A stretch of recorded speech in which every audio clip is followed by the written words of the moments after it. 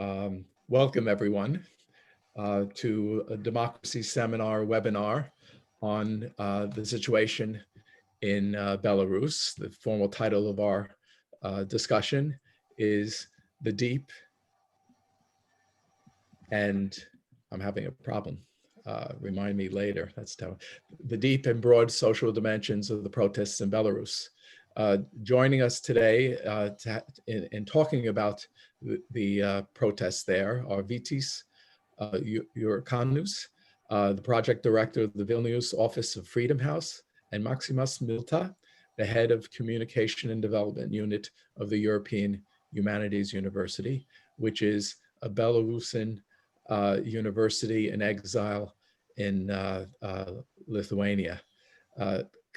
Shirina Smachina, I'm not pronouncing the name right, is a political analyst who unfortunately is ill today. And the good news is that it's not COVID-19, but she can't make it.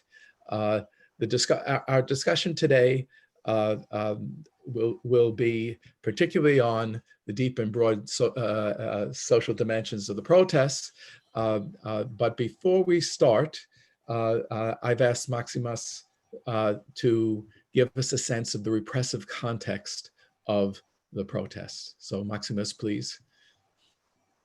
Thank you, Professor Goldfarb. Indeed, starting from August the 9th, the day of the presidential elections in Belarus, it's close to 20,000 peaceful Belarusians who were detained by authorities. When compared on per capita basis to the scale of repressions that were earlier witnessed in Europe, the repressions nowadays happening in Belarus can only be compared to the Nazi Germany of Adolf Hitler. In 1933, when Adolf Hitler has come to power in Germany, the scale of repressions calculated on per capita basis, meaning in terms of the population size of then Germany, was even smaller than what has been happening in the course of last 3 months in Belarus. Nowadays, Belarus, country located in the geographical center of Europe, is the country where there are more than 120 political prisoners and over 600 criminal cases that are now serving as an instrument of political persecution of peaceful protesters in the country. Now, I actually made a mistake. Lala, you have to have some housekeeping that you have to provide us to let everyone know how we're going to proceed. So please do. Sure. Good morning, good afternoon, good evening, everyone. Thank you for joining us. Before we go into the thick of the discussion, I want to share a few housekeeping issues and matters with you. First of all, we're being recorded. This event is recorded. So if you ask a question and is read aloud along with your name, this will be on the video that we will share later. This event is made possible by the Democracy Seminar and the Trans-Regional Center for Democratic Studies at the New School for Social Research. And if you keep an eye out in the chat, I will be sharing with you information about the Democracy Seminar project, how you can get our newsletter, and also about TCDS and our events. I will share with you a recent publication of the Democracy Seminar on Belarus by 2 of our members. So please keep an eye on the chat and save it. Again, we're being recorded. And in the second part of the event, the panelists will answer your questions. So you can start writing your questions in the Q&A section, which is at the bottom right of your screen. Please reserve the chat for conversation, and the questions should go in the Q&A section. Thank you very much for joining us again, and I look forward to a great discussion. So in fact, we're going to have a conversation. Vytas is going to start the conversation, and Maximus is going to then respond and add his 2 cents. And then the 2 of them will talk to each other to try to give us an understanding of what's going on in Belarus today.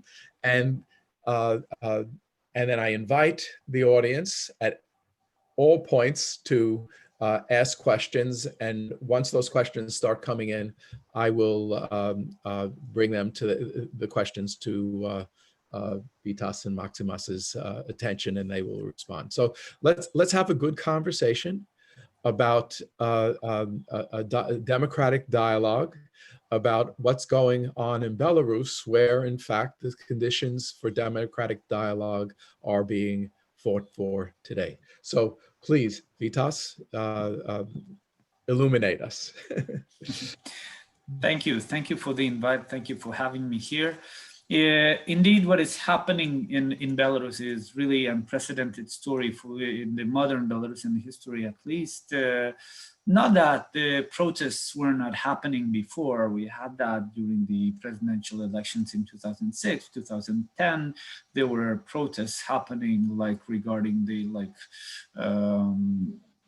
trade unions, entrepreneurs, like socioeconomic issues, like some laws which were introduced, and but the scale of it is really unprecedented, and the scale, geography-wise, like age-wise, generation-wise, profession-wise, I think that we are witnessing people from the regions and from the capital cities going out and speaking like against the protesting against the election fraud, and then during the very first week of the protest, there were like really a lot of repressions happening, you know, people severely wounded by guns, by explosions, and that caused another wave of the protests. And really, basically every weekend,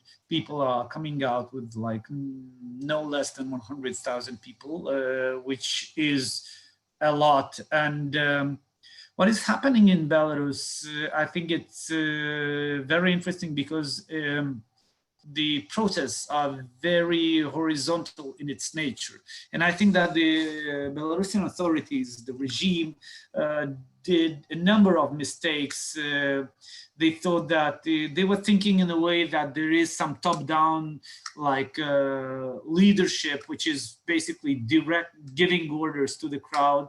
And you know, this peaceful protests are called the Telegram Revolution, Women Revolution, and it has a number of names. But one thing to note is certainly social networks are doing a lot in Belarus, because the traditional media got discredited. There's very low trust in the traditional media, and Telegram channels like they are like replacing the media. Certainly COVID-19 and the fact that the authorities were basically mocking people who were getting ill and were doing nothing to actually help the doctors and the population. Quite the contrary, I think that also caused an outburst in the population. Socioeconomic situation is not really good either. The Belarusian authorities for 26 years were promising, you know, stability, socioeconomic stability, and people feel that they have stagnation. And once the authorities responded to the peaceful protests with violence, suddenly women showed up wearing white, you know, clothes and speaking up against torture, against violence, against repression, saying that we want our kids to live in the normal, like peaceful, secure country. So that's basically the bits and pieces of what's causing the Belarusian people, despite the COVID situation, despite the violence on the authorities' side, to come out to the streets every weekend. And it's amazing. I mean, I can only admire this determination, because what's also important, that the Belarusian population and citizens managed to preserve the non-violent approach despite the beatings, despite of the torture, despite of the few people who were killed during the protest by the authorities, they are preserving this non-violent character.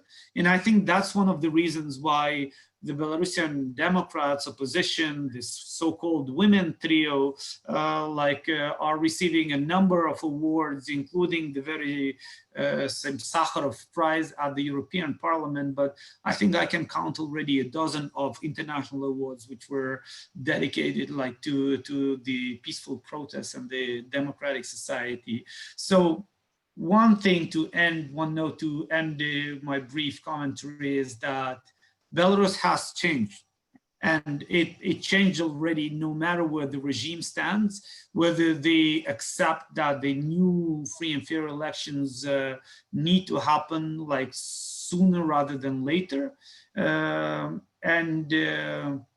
The current regime is bankrupt.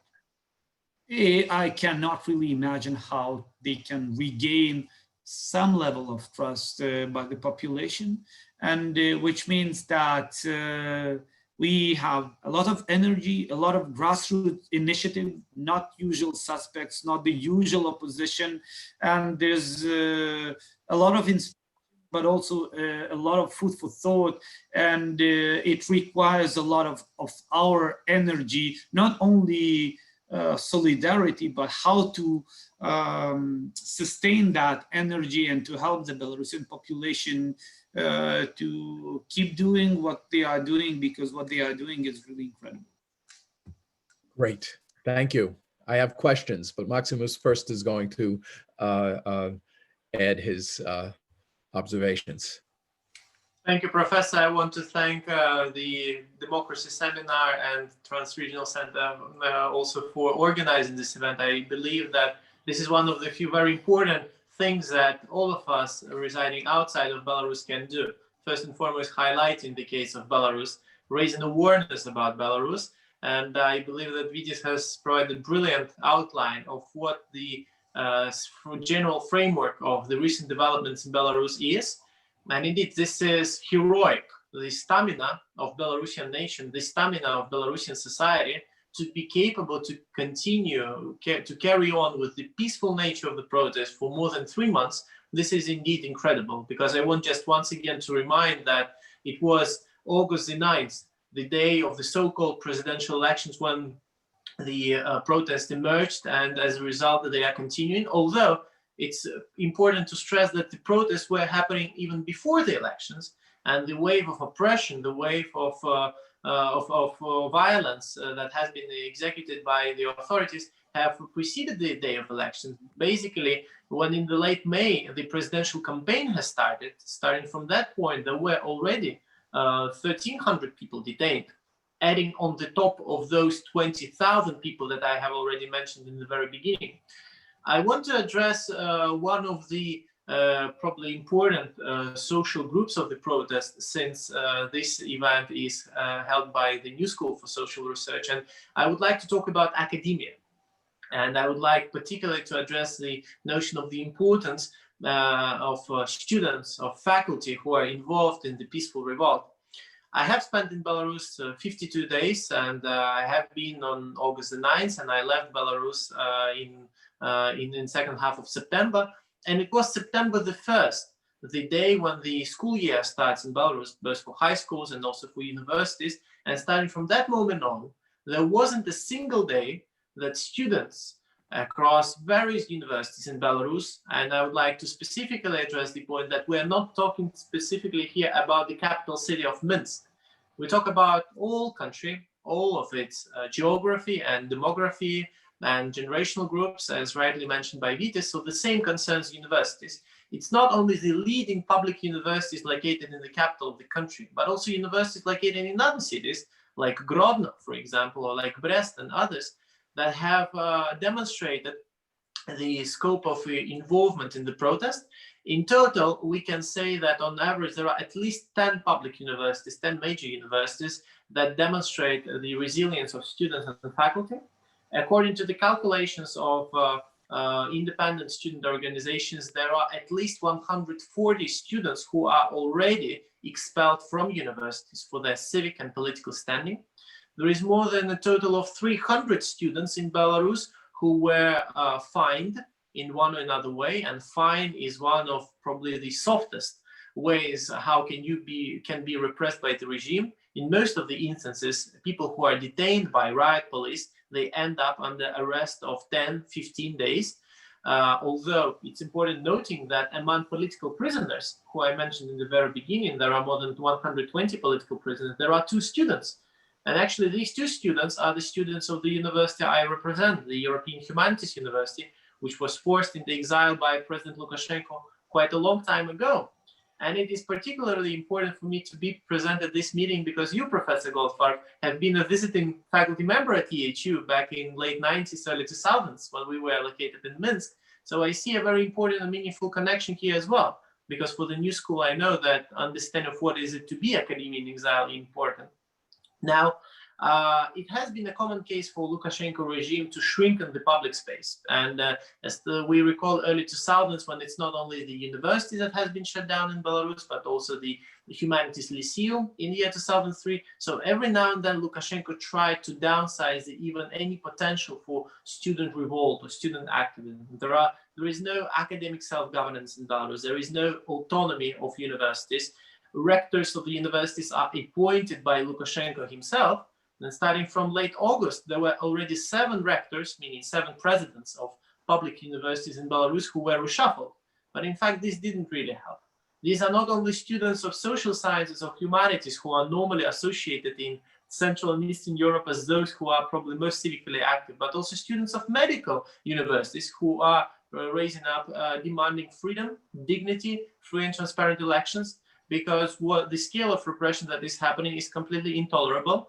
And I would like to once again reaffirm that the tectonic shift that has happened in Belarusian society is irreversible.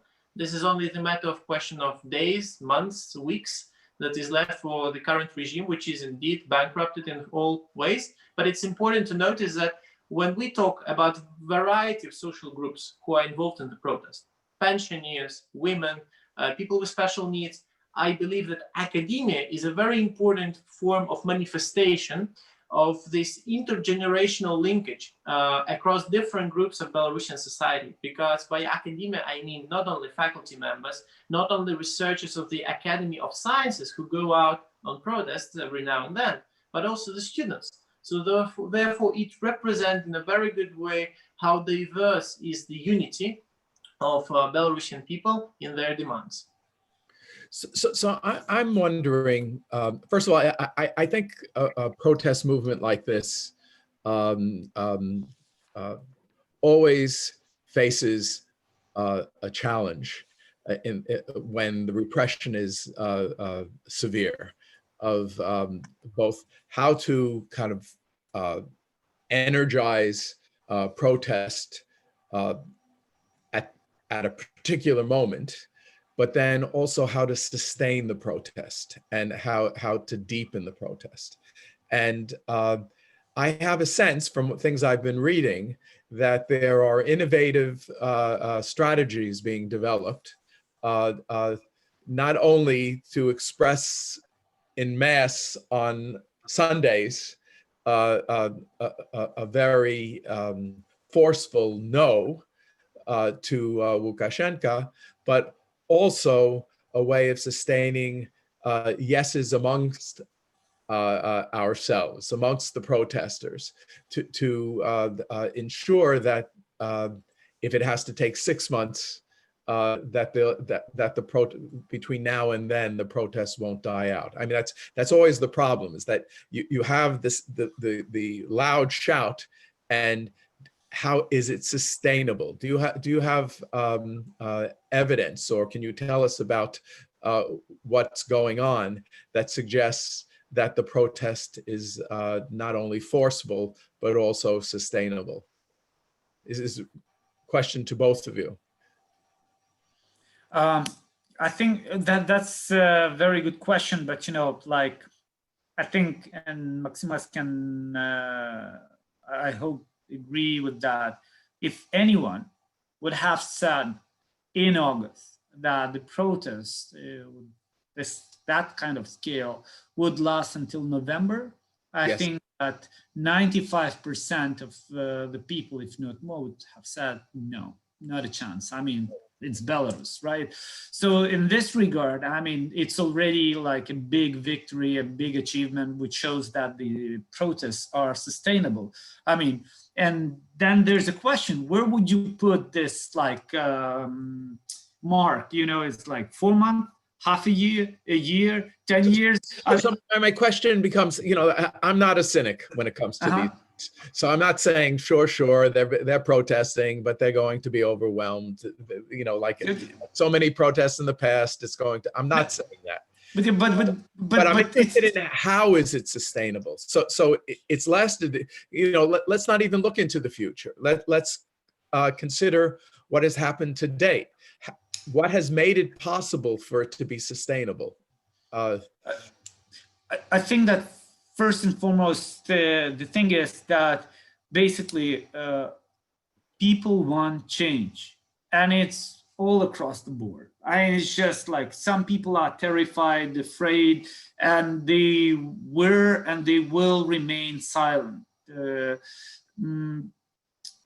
You know, we need to agree that basically everyone is running out of time. The regime is running out of time. You know, Kremlin is running out of time too, because they don't have good options. You know, like the Belarusian people are running out of time too, because they understand that, like, in every sense, the winter is coming. So like, and it's a question who runs out of time first. You know, Belarusian authorities are trying to do their best, you know, to force the protesters to flee, intimidate, to persecute them, like people like military people and without any insignias are chasing them into their private apartments. And, you know, like there's all sorts of intimidation, you know, like if you are like a parent, you are being receiving questions like, well, about your kids, you know, not only because they might be kicked out of the universities or schools, but you might be deprived of your parenthood and that kind of. I mean, really, you can only admire people who are going to and protest, but there are different forms of protests. You can go online, and some sort of protests were happening online before the offline protests. Certainly there are like protests happening, strikes happening in different factories. So, I mean, the protests might change and you might not see hundreds of thousands of people in the streets for various reasons, but I do expect that they will take other forms, and I cannot really imagine how people would live with the current regime. And that's why we were saying with Maximas that the regime is bankrupted already, and there is no way. I mean, keeping the people with brutal force and with the intimidation is not sustainable.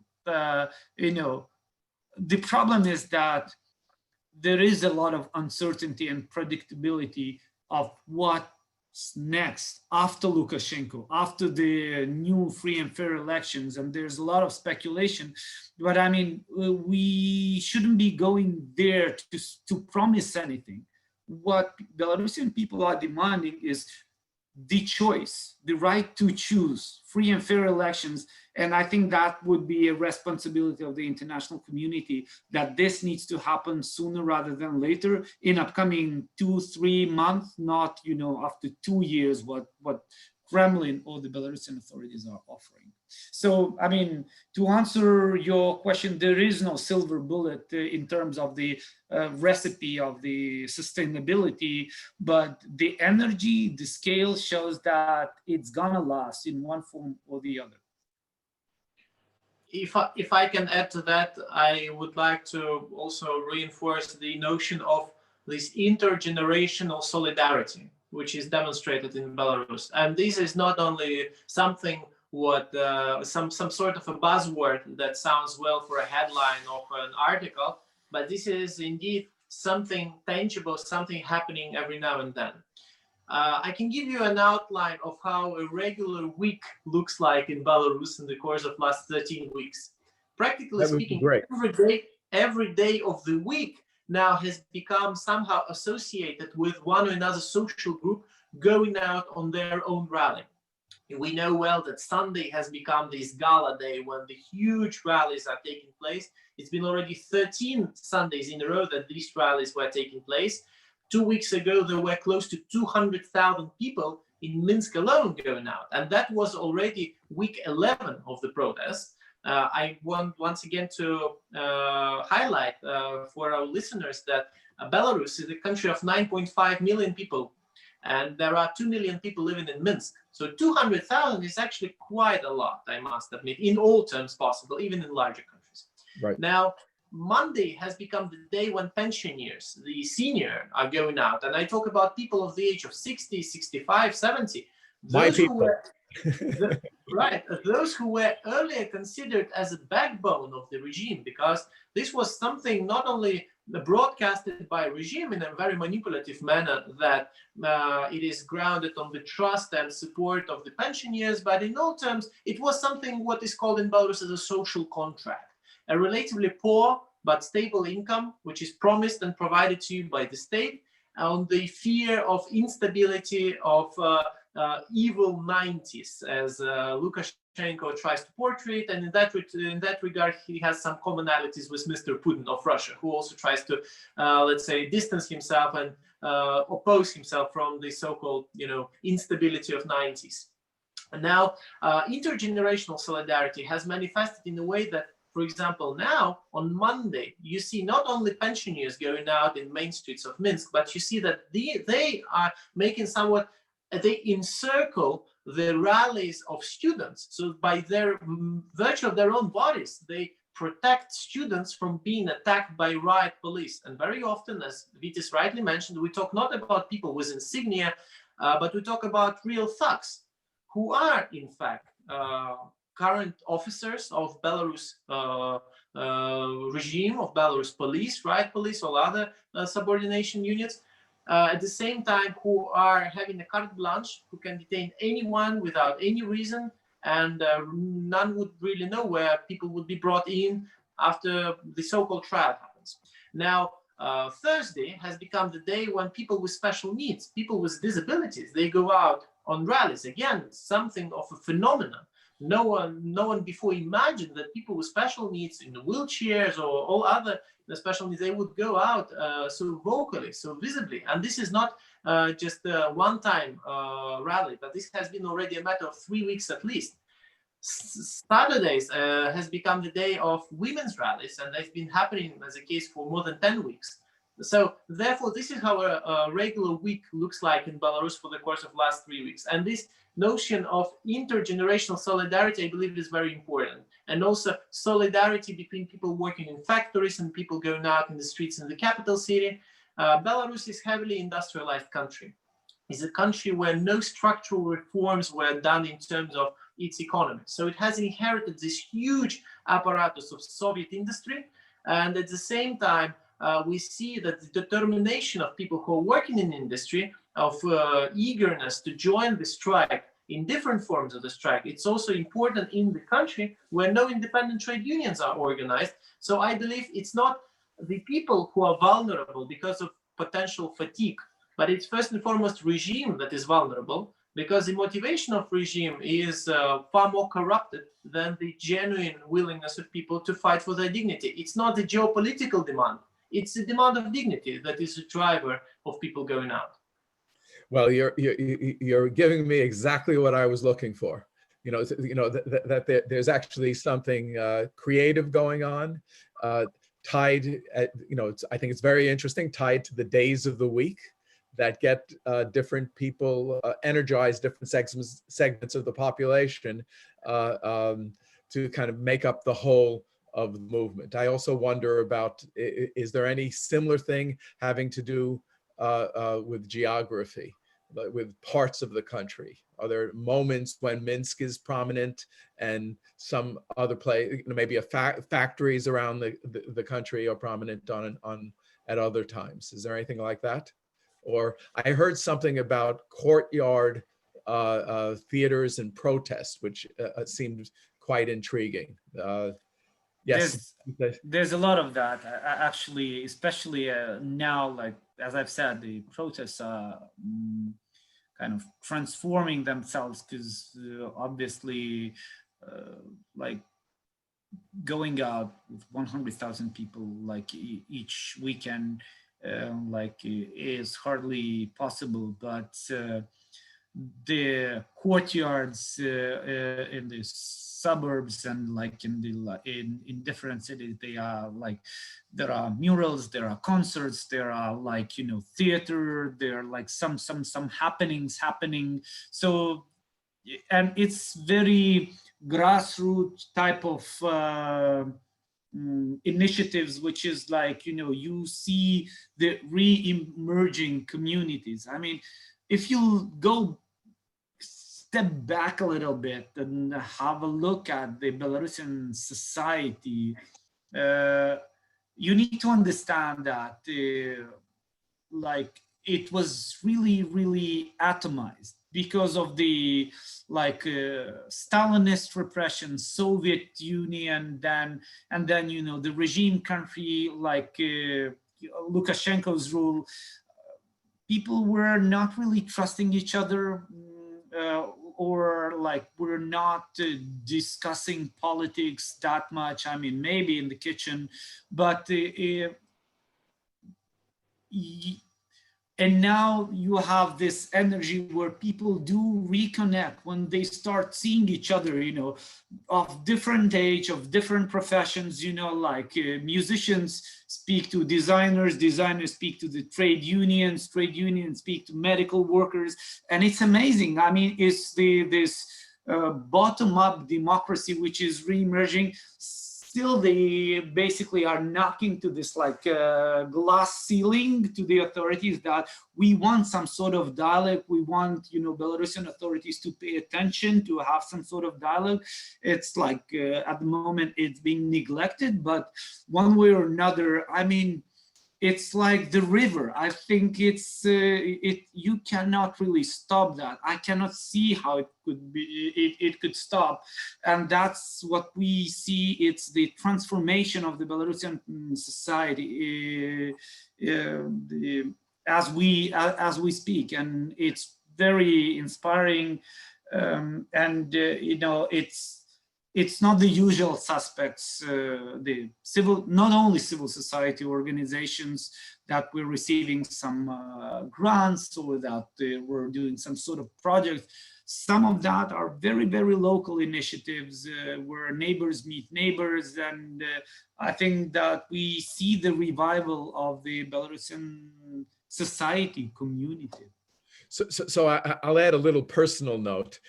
You may or may not know, Vitis, that I wrote an important, you know, for me, an important chapter of a book on the political significance of the kitchen table and the conversations that go around it, and how expanding that is a key to the development of democratic resistance. Two colleagues from the democracy seminar have questions about that ceiling that's being knocked against. One is Irena Gross asked the question that it's said that the movement is not nationalistic. What do you think about such characterization of the movement? So the issue of nationalism as a potential obstacle to this democratic development.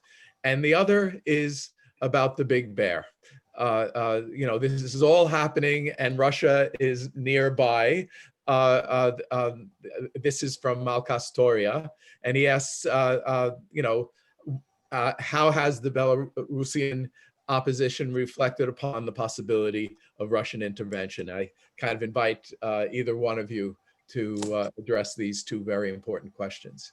I can break the ice with the question on nationalism first, if that's fine. Sure. Well, it's important to start answering this question with addressing the question of the nation state, and in general understanding what does the category of nation state mean in terms of Belarus. It's important to stress to the listeners of this webinar that different from Baltic countries, different from Poland or Finland, that once were the parts of the Russian Empire, and those countries managed to establish their states, their statehood for the interwar period. Then, unfortunately, Baltic states were occupied by the Soviet Union, and they lost the statehood for close to 50 years. Belarusians, unfortunately, did not succeed in practical terms when it comes to establishing its own state in the interwar period. There was a very, very short-lived attempt called Belarus People's Republic, announced in 1918 in Minsk on March 25th, but it didn't last long. Although it has become an important trigger for Soviets to make sure that at least Belarus Soviet Republic is proclaimed, because the initial plan of Bolsheviks was not really to have a separate entity for Belarusians. It was considered more like an autonomy in terms of the Soviet Russia. Now, clearly, understanding that the appearance of Belarus Soviet Republic on the map doesn't really mean anything about the statehood, but nevertheless, the debate on what is a Belarus as a nation state is something that would still need further conversation within the Belarusian society first. There are many questions that are still raised, because on one end, we understand that the Belarusians can be proud of their history. Starting from the 9th century, they have a tracking of Christian civilization in their own country. The Principality of Polotsk dates back to 9th century. And this is indeed a beautiful example that Belarusians can track their roots quite deep in the history. But for the current political regime of Alexander Lukashenko, for someone, by the way, who has an education of history teacher, history of Belarus starts in the year 1944 or in the year 1917, either 1944 meaning the liberation of Belarus from Nazis, and again re-emergence of Soviets in the country, or the Bolshevik Revolution in 1917. For Lukashenko, there is nothing that can be tracked to the earlier parts of Belarusian history, and therefore for a long time the debate on the history was also a very politicized debate. There was the traditional opposition standing vividly for the values of Belarusian past, associated mostly with the common past that Belarus shares with Lithuania, with Poland, the Polish-Lithuanian Commonwealth, the Grand Duchy of Lithuania, and romanticizing this experience and this past. But for Lukashenko, it was a very strong, straightforward Soviet narrative. Now, what we have been witnessing for the last 26 years of Lukashenko's rule, especially addressing curriculum in Belarusian schools and universities, is that the Soviet part of the history has been emphasized to its limits, whilst the other side of the Soviet history, Stalin's repressions of 1937 and all of the rest, they were quite not allowed to be publicized that well. So what the Belarusian people were doing, there was not really a nationwide debate in that. But what Belarusians have seen, that the symbols that Lukashenko has brought in together with assuming the office after 1994 were the same Soviet symbols that Belarus were provided with by Soviets, not the national symbols of white, red, white flag and the coat of arms that Belarus shares from its historic past with Lithuania. In Belarusian version, it's called Pahonia. In Lithuanian version, it's called Vytis, the same as Vytis name. So, meaning the knight, right? And on the shield, I think many of us have seen this coat of arms. But what Belarusians suddenly has done in a matter of a single day, by their appearance in public space, they have demonstrated what are the symbols that appeal to them as to the nation. Many questions are not yet solved. One of them is the question of language. The vast majority of Belarusians, they're Russian speakers, but everyone does understand Belarusian and is in fact romanticizing Belarusian language, very different from the linguistic division of Ukraine, for instance, So the question of the national narrative in Belarus is definitely very different from the case of Ukraine, for example. There is no strong division between the West and the East, Catholics and Orthodox Belarusians, especially in the terms of these solidarities that is happening. So there is no nationalistic sort of narrative in this harsh right-wing sort of stage that can rise up in the mind. At this moment, it's more romanticizing stage, and among this activism happening in different yards in suburbs of Belarus, a very popular format is open lectures of Belarusian history, and this is also what Belarusians demonstrate very sincere interest in. And why so? Lukashenko has shot in his foot, essentially speaking, every now and then when regime proclaims another enemy of the state. Catholic Church is an enemy to Lukashenko in his word.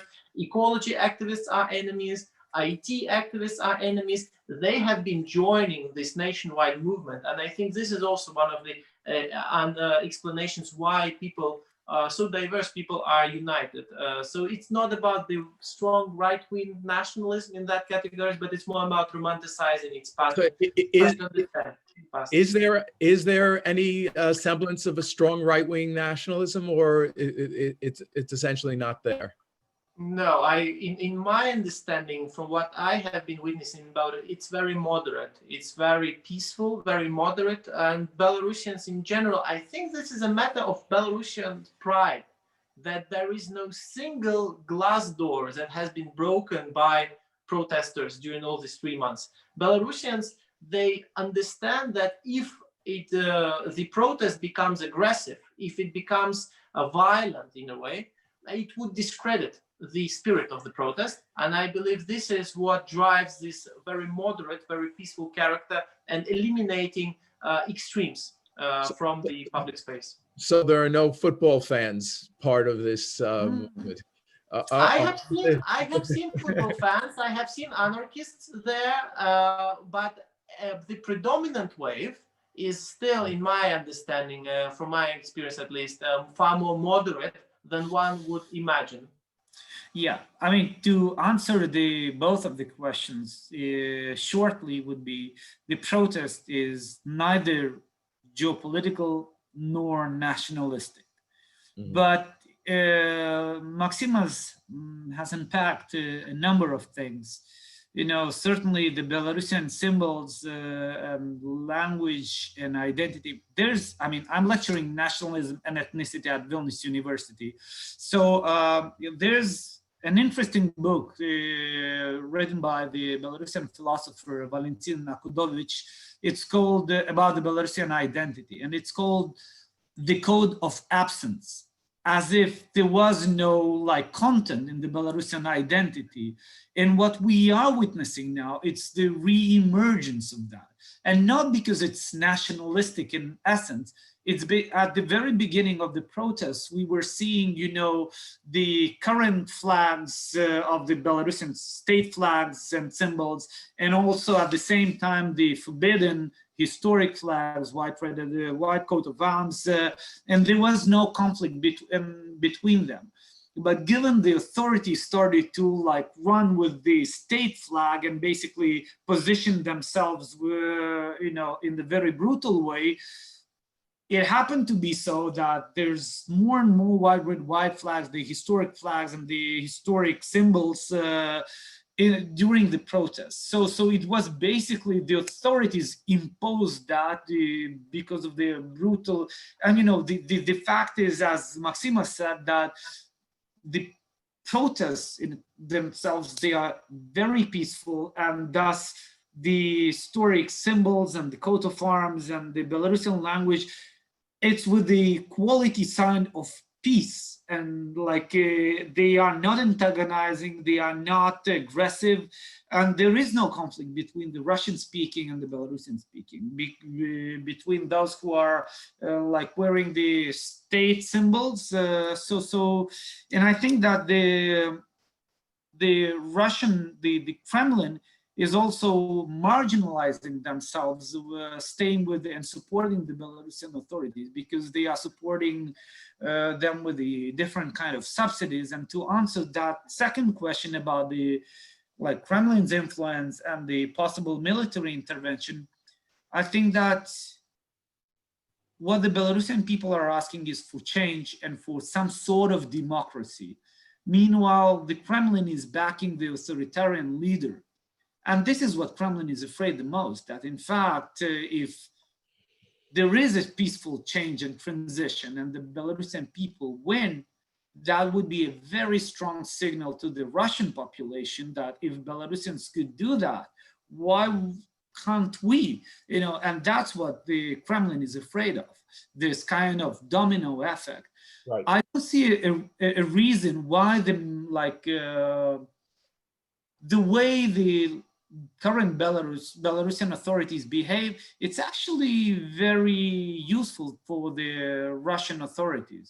It's basically a gray area for all sorts of exchange, bypassing sanctions, some green men, military people traveling to the Middle East, to Africa, different African countries, as the Wagner's army, the example of the Wagner's army showed.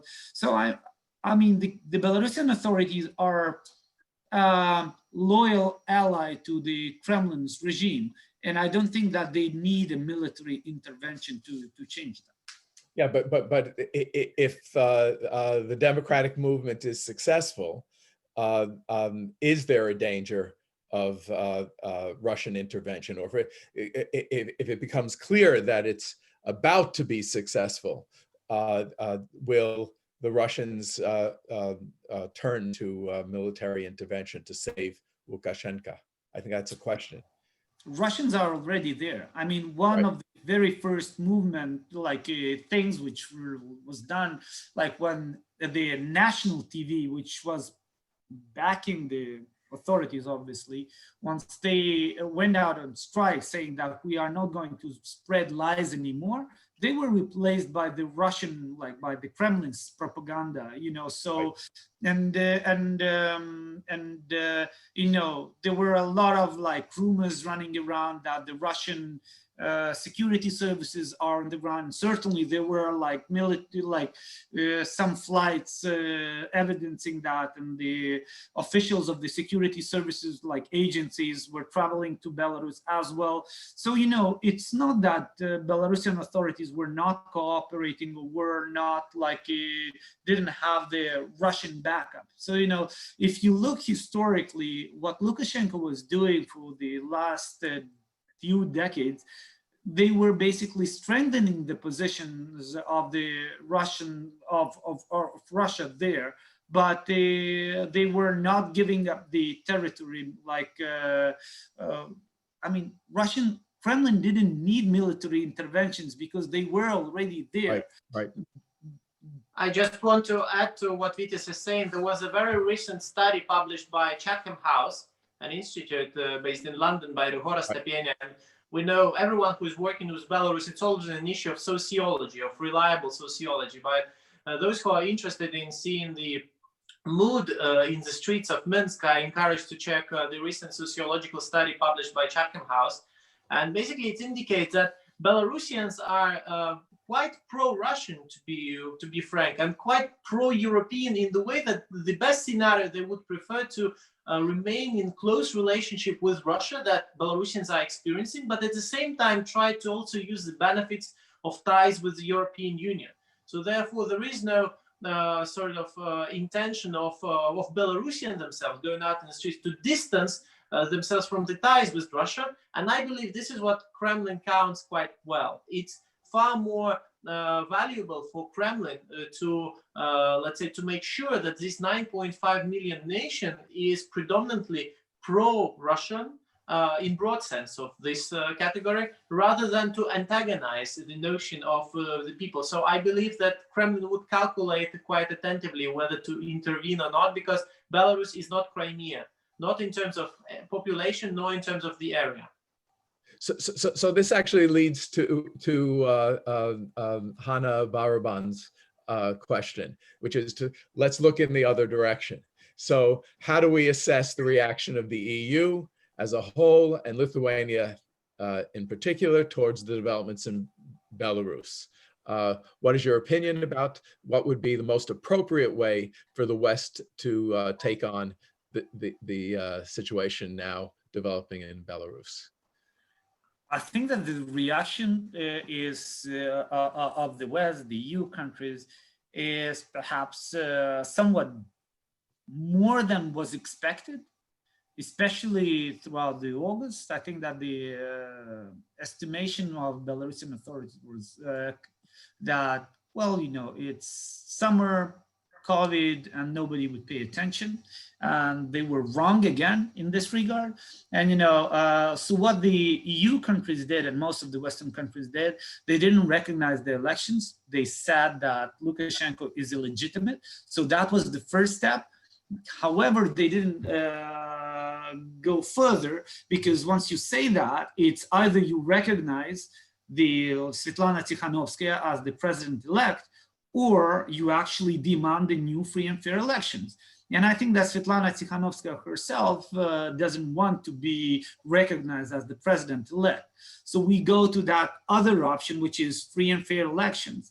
And, you know, sanctions were introduced, but the beauty of what the EU and is saying, and what actually this Svetlana Tikhanovskaya's team is asking or demanding, they are not greedy for power. They are saying stick to the principles, to the fundamental freedoms, human rights, rule of law. And I think that the EU is very well positioned in this regard. Stick to the principle rather than, you know, bet on certain people, politicians. Thus, we are not interfering into domestic affairs. What we are saying, principles do matter, international laws do matter, and that's what we are asking Belarusian authorities to follow. So the Moscow mechanism report by the OSCE was issued, you know, which clearly indicated that there were massive falsifications, there were instances of torture, people were killed, the peaceful protesters, people were oppressed massively, and that needs to be addressed. And if the Belarusian authorities are not keen to do that, then other international mechanisms, be it at the OSCE or the UN, need to be applied. I can probably add to that, just to remind the listeners in particular, that Belarus, different from many other countries in Europe and also different from Russia, is one of the very few gray zones in Europe that, for instance, has not signed the European Human Rights Convention. So therefore, Belarus is the country which is not member of the Council of Europe, for instance. There are, practically speaking, only two organizations that would encompass both Belarus, Russia, the West, and the United States. And Vitis mentioned both of them. It is OSCE and it is United Nations. So OSCE has already released the report on Belarus, and it's as the second time that Moscow mechanism is used in the history of OSCE, and it's again in regards to Belarus. The first time it was used was 2011. And when it comes to the United Nations, well, at least the hearings on Human Rights Council took place, and there were quite tangible recommendations addressing the case of Belarus, what should be done, because it is intolerable to have tortures of people in the 21st century. And tortures here are not metaphorical. And these are the real documented cases of tortures. So therefore, another discussion which is being raised here, addressing the legal framework, is that Belarus has actually signed the treaty on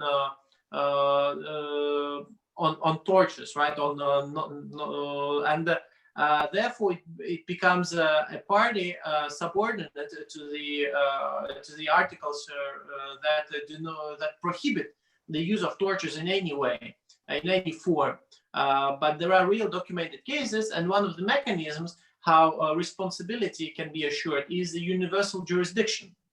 When other countries take lead and prosecute those who are responsible, because the notion of responsibility is something that people raise when they go out in the streets. There are many things that people shout, addressing Lukashenko, riot police, whatnot, but also the question of responsibility is a very important value-based question. And this is what Belarusians agree on, that responsibility and justice must prevail. And every time when we see a larger wave of oppression against peaceful people, surprisingly enough, there is a higher mobilization in one or another form, not necessarily in the form of Sunday rallies, those huge ones, but also in decentralized actions. For example, last Sunday, 2 days ago, there was more than 1,000 people detained in Belarus, and the vast majority of them in Minsk. 1,000 people in a single day.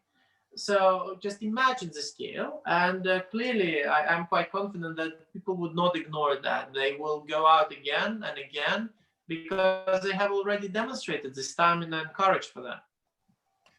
So I have kind of two questions in my mind. One is to look even a little further west and think about the United States, and what would you hope from a new American administration? And as I'm saying this, and you're talking about free and fair elections and supporting human rights, universal human rights, I'm thinking that as an American, I live in a glass house, and I shouldn't throw stones because things have deteriorated here to such a degree. But if we turn around, is there anything? Do you think that the change in the American elections is of interest to people in Belarus? Are there any hopes attached to the change in administration? So that's my first question. I have another one, but I'll hold off until I hear an answer from this. Well, I think that when it comes to the current administration, we need to know that Mr. Biegun and DIS George Kant came to Vilnius, met with Svetlana Tikhanovskaya, and also met with the couple of Democrats during their visit in Warsaw. They were also part of the launching of the OEC mechanism, Moscow mechanism. So I mean, we need to give credit, and they were also introducing sanctions.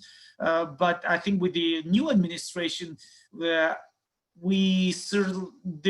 is an expectation that, especially when it comes to democracy, human rights, there's United States are going to be more vocal about that.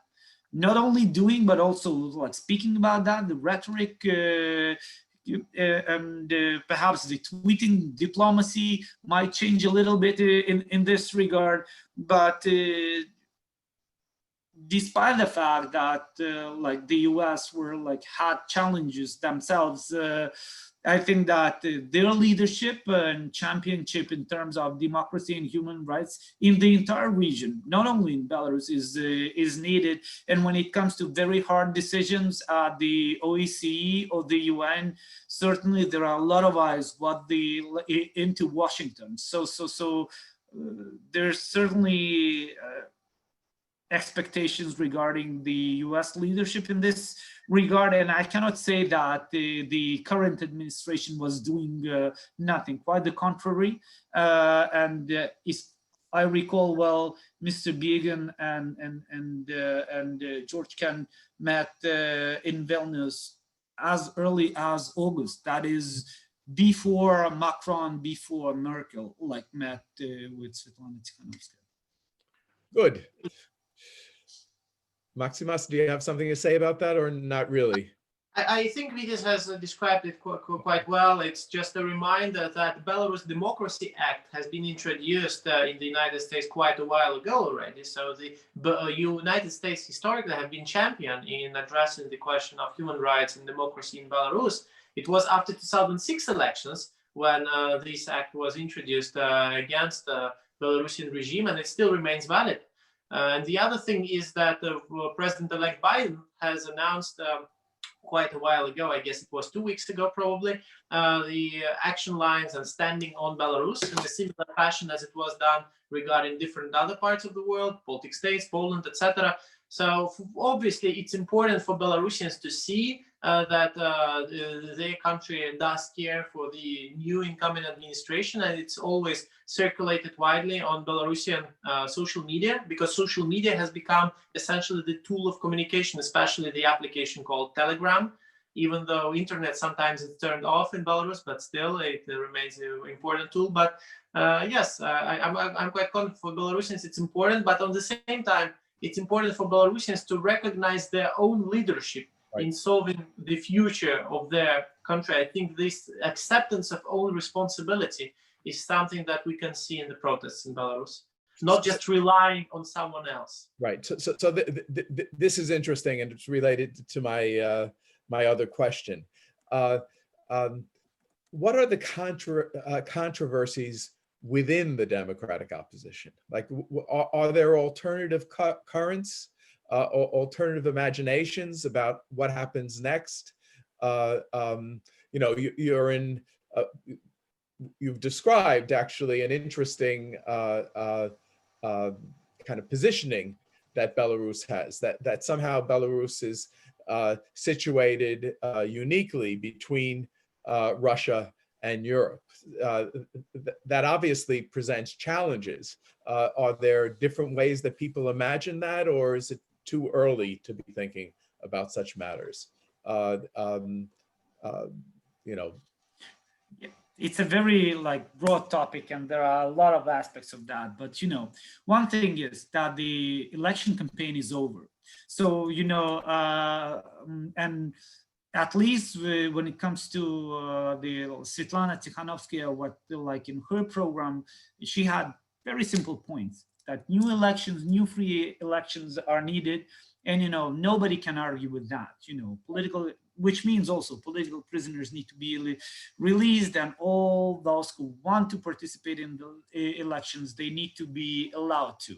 So, you know, despite different ambitions, you know, you have Pavel Latushka in Warsaw, the former Minister of Culture. You have a couple of political prisoners who potentially might run for the president's position, Mr. Babarika, or the very same blogger and husband of Svetlana Tikhanovskaya, like Sergei Tikhanovsky. So, you know, all are eligible to run. And again, as I've said, that's the beauty of Svetlana Tikhanovskaya, who is saying, you know, I'm not willing to be the president of Belarus. What I want is to have free and fair competitive elections. So I don't see a conflict here. And many people, many opposition people might have different visions of what the future of Belarus needs to look like.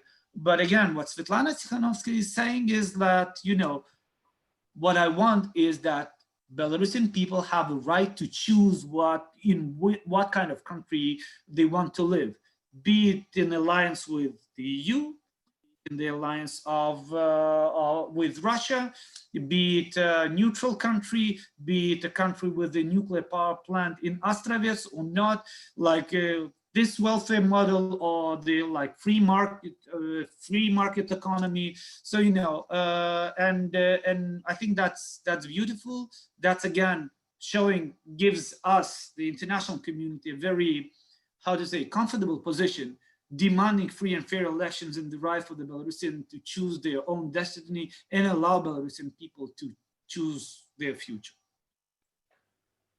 I can add to that I think the worst what can be happening is accusing Belarusians of absence of a very clearly predetermined path, what should be done next, what constitutional arrangement must be implemented in Belarus, because in the conditions of enormously personalized regime that Alexander Lukashenko's regime is, it's not a regime which is driven by a party or by major ideology. There is no ideology, there is no party, there is no politics in Lukashenko's Belarus. There is just one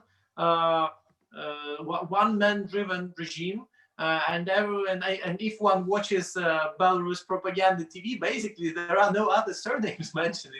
In most of the times it starts and ends up with one or another form of Lukashenko, if not him personally, then somehow addressing his importance and contribution to that. So probably before August the 9th, Lukashenko could have or may have hoped to remain in Belarusian history as a so-called father of the nation. He portrays himself very often as in that capacity, but the brutality, the use of force, intolerable and insane scope of repressions obviously has left no opportunity for him in one end.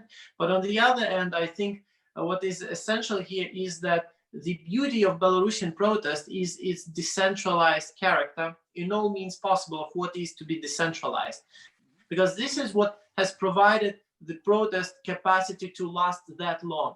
If it would be just one strong leader, a commander-in-chief that would guide people to go one way or another, it would collapse quite soon, because the tactics of the regime is simple. They exile people, they detain people, they arrest people, they torture people.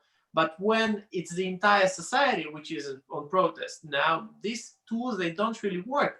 Even when internet is shut down, and again, internet shutdowns take place every Sunday in Belarus, and this does not become a problem to people to self-organize. When you have no way how to call, how to reach out to people, you still somehow see this beautiful rally of 100,000 people or more or less getting together, marching en route one or another direction, despite riot police, despite siloviki, as they call them in Russian. And I think this is important, that the demand is to get rid of this personalistic regime first. This is the key point here. And one note to add regarding like your question is, there has been an ambition to unite the Democrats, as if, all the, like the opposition against Lukashenko, and then they might have a chance. And that has been the case in 2006 with the united candidate Alexander Milinkevich, and I don't think that it worked out well. Then there were other efforts of uniting the opposition, but I think that this is very artificial. And when you are trying to unite, it gives more room for all sorts of divide and rule actions, and now because of this decentralized character, the authoritarian regime doesn't know whom to target. I mean, because they're thinking in their own way, that if I put that person in jail, the steam would go off, or if I force this person to flee the country, the protest would dry out, and it's not working. And the essence of the democracy, as we know, right, is is to have not one but multiple candidates with multiple agendas. But I think at the moment they are united by one cause, is the change, the free and fair elections. And after that, we'll see that, people are on the left, on the right, in the middle, and that's okay. That's what the democracy is, right? Yes, absolutely. I agree completely. Though, first of all, I should note that we're running towards the end of our discussion. So one thing I ought to do is ask each of you if you want to say anything in conclusion. So, but before I do that, I'm thinking that there is, there's the moment that exists, and it may be a long moment, between the success of the campaign to have free and fair elections, and then the articulation of different diverse political orientations that actually are known by the population. And so I'm behind my question was, are there any kind of proto developments of given the mutual respect that the different political orientations have, and focused on the transition, on the kind of elimination of Lukashenko, do you have any sense of what a campaign would be about? Given once the primary demand is achieved. Well, I think that one of the most pressing issues in current days Belarus is actually the economy. I think this is what does really hurt. Belarus is a relatively poor country with enormously creative people, with very smart, very intelligent people, very well educated, especially when you talk about natural sciences, when you talk about IT. More than 6% of Belarus GDP is actually created by IT sector. And it has been one of the most stupid things that Lukashenko has done actually to himself, to attack IT sector in the course of the recent protests, because these are the smartest people of Belarus who can hurt the most actually. And we have seen also the emergence of cyber guerrillas in Belarus, which is also an interesting social group. But I believe that the question of economy is inevitable. As mentioned earlier, there were no structural reforms of the economy. Many people who are employed in the state-owned enterprises, and if we talk about Belarusian economy, it's over 60% of the economy that are owned actually by the state. So the role of private economy still remains relatively modest. I think this will be very hard, very painful choices that would be done. One thing, because there is no way further without reform, and meaning that some people would have to let go. And this is what all countries in Central and Eastern Europe have experienced in the early 90s. Belarus did not. The second thing is about inevitable ties with Russia. 80% of Belarusian debt belongs to Russia. So whoever comes to power after free and democratic elections are organized, any agenda which is there still will have to find a way how to deal with the Russian factor. Russia has predominant role in every sector of Belarus economy except for IT. So that's something I believe, this is the elephant in the room, and partially it was touched by the question that we had earlier in Q&A session. So I believe this agenda, the social and economic agenda, is something that would be important to stress. First, after any other major societal political questions would be raised, because as mentioned in this Chatham House study, there are 46% of Belarusian population who say that they would prefer to have ties with both EU and Russia, and then 20% more say that they would prefer to have no geopolitical alliance at all, meaning in total 60% or more of people. So there is no strong sympathy neither to one to another, but aspiration to work with both. So this is the paradoxical, but at the same time very inclusive notion of Belarusian people. Very interesting.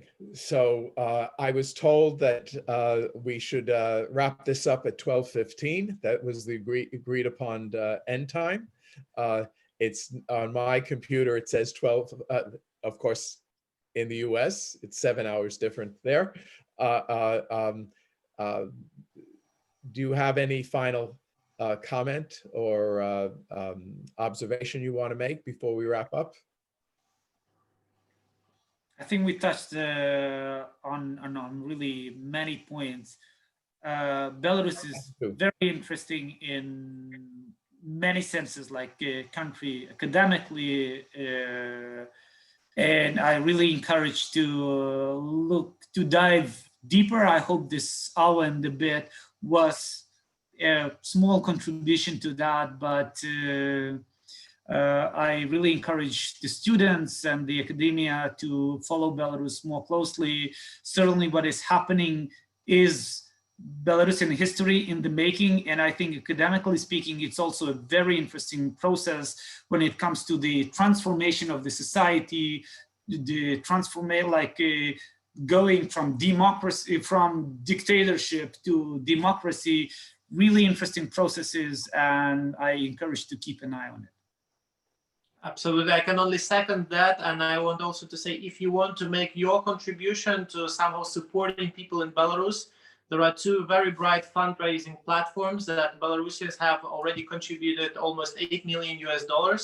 Both of them are available on Facebook, PayPal, elsewhere. They're called Buy Help and Buy Soul, and they support Belarusians who have suffered from injuries, who were exiled from their country, who need support for their consular services, who were fired from their jobs. So if you want to make your share, I think this is also a very tangible way of supporting people of Belarus, as well as raising awareness about the country and its people. And it's a beautiful movement that is still resilient in the country.